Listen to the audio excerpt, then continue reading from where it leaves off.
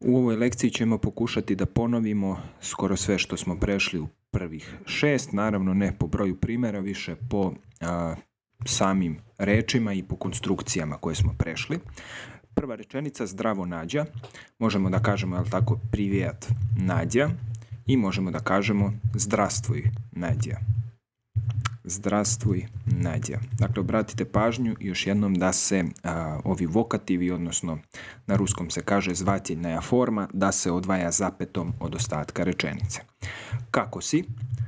Možemo da kažemo kak djela. Možemo da kažemo kak ti. Hvala, vrlo dobro. Спасибо, очень хорошо. Спасибо, очень хорошо. Ovo je Sergej, on je novinar.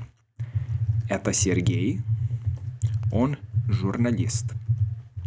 Это Сергей, он журналист. Drago mi je, очень приятно, очень приятно. I meni, ovdje se setite da trebamo da kažemo zapravo meni također, мне тоже. Mi idemo u pozorište, мы идем в театр.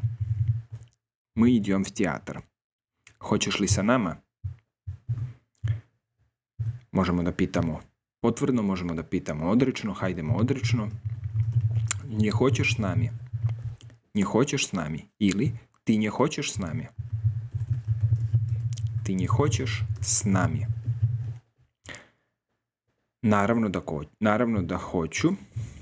Možemo da kažemo ja хочу. Naravno se kaže конечно. Конечно.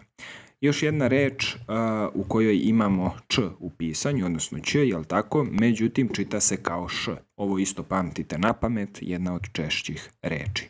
Конечно nije konačno, to isto pazite, nego je naravno. Ja хочу, конечно. Ili Rusi mogu također da kažu очень хочу. Очень хочу. Isto je ispravno. Bukvalno veoma hoću, mnogo hoću. Da. To je dobra ideja. Это хорошая идея. Danas je loše vreme i pada kiša. Сегодня плохая погода. Сегодня плохая погода. To smo rekli da je loše vreme, dakle u značenju vremenske prilike. I pada kiša, možemo da kažemo i došć ili i идет дождь. Bukvalno ide kiša. Сегодня плохая погода и идет дождь.